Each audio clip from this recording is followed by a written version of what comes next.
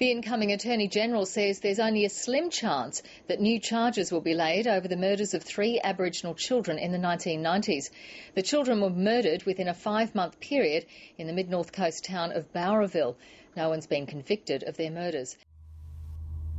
The Bowraville murders were a series of killings that took place over a period of 5 months, from September 1919 to February 1991 in Bowraville, New South Wales, Australia. The first person to disappear was a 16-year-old called Colleen Walker, who was reported missing on September 13th, 1990. To this day, her body has still not been found. The second to disappear was Walker's cousin, Evelyn Greenup, followed by a third victim, Clinton Speedy Durow, a few months later.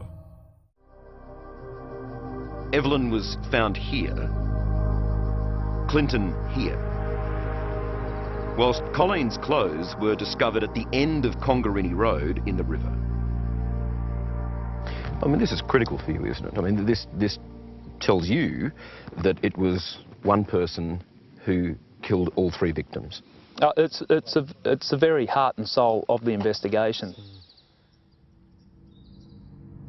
Just as there was a pattern with the disposal of the remains, Detective Jubilee's strike force also discovered another sinister pattern. Witness statements placed each of the 3 victims in the company of one man, Jay Hart, on the night they disappeared. In time, a man was charged with the murders of Clinton and Evelyn, but potential evidence had been lost as a result of a delayed and flawed investigation. The families are convinced that you've gotten away with murder now for more than 20 years. Because the police have just gone on and on and on saying I'm the one without any evidence. They haven't got a single witness that's seen me do anything. They haven't got a single piece of forensic evidence to tie me to them. Not one piece. Never have had. All right? So it's entirely circumstantial that you are the one. It's entirely circumstantial. There's only ever been one suspect, and that's you. Because of a botched investigation, because they never followed up any other leads. So you're saying you're the victim of that botched investigation? I'm as much a victim of this as the families are. In 2019, the High Court of Australia decided that the prime suspect could not be retried for the murders. As a result, the killer still remains at large. I mean, so effectively, there's a serial killer out there who has never been brought to justice.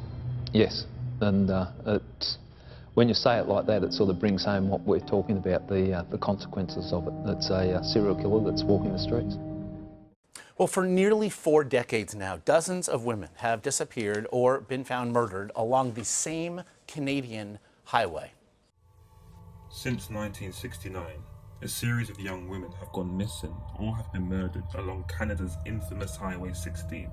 Locals call it the Highway of Tears. The exact number of women who have disappeared or have been murdered along Highway 16 is disputed. The RCMP recognises 18 murders and disappearances, dating from 1969 to 2006. 10 of these 18 victims are Indigenous women and girls. However, Indigenous groups argue that this number is misleading because it only reflects the disappearances that have occurred in specific geographic areas around the highway, and that the real number actually exceeds 40. Proposed explanations for the years-long endurance of crimes and limited progress in identifying culprits include systematic racism, poverty, drug abuse, widespread domestic violence, disconnection with traditional culture, and Canadian Indian residential school systems. Hitchhiking is also prevalent in this area, due to a lack of adequate public or personal transportation.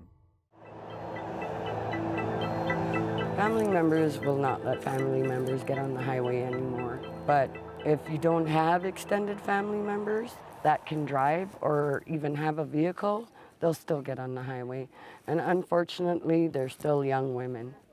Renata Heathcliff is referring to the Highway of Tears, a 720-kilometre corridor that stretches across northern BC from Prince George to Prince Rupert. She used to hitchhike along it, but doesn't anymore. I can't even imagine trying to get on the highway and hitchhike. That's just not possible. It's not safe. Many have speculated that a series of serial killers operate in this area, since this road has access to several remote and economically depressed communities. Subsequently, a serial killer or killers may continue to still operate down this highway. 30 years ago this month, the dawn of one of the most horrific crimes this region has ever seen. 11 women go missing in 6 months, 9 of them found murdered. It's an unsolved serial killing that has family members of the victims still searching for answers. The period of April to September in 1988 was a time of terror in New Bedford. It is believed that a killer, or series of killers, took the lives of 11 women, 9 of which were found murdered, and 2 of which are still missing. Many of the victims were involved in drug usage, and in some cases, prostitution. The women's bodies were all found alongside highways outside of New Bedford. The first victim was found in July 1988, and the last known victim was found on April 24, 1989, off the Interstate 195. Over the years, a few suspects caught the attention of investigators. The first was Anthony DeGazia, who was accused of 17 rapes and assaults on several prostitutes. DeGazia was then questioned, arrested, and charged with 17 rapes and assaults, while also being investigated as a suspect in 9 murders along the highways. After 15 months of incarceration and 18 court appearances, DeGazia was released on bail in January 1990. Upon his release, DeGazia was then later found dead in his girlfriend's house. His death was ruled a suicide. The other suspect was an attorney called Kenneth C. Ponte, who had connections to several of the deceased victims. However, he was also found dead in his home in New Bedford in 2010 via drug overdose. To date, there has been no conviction in any of these murders along the highway. Thank you guys for watching. Be sure to like and subscribe, and tune in for the next video.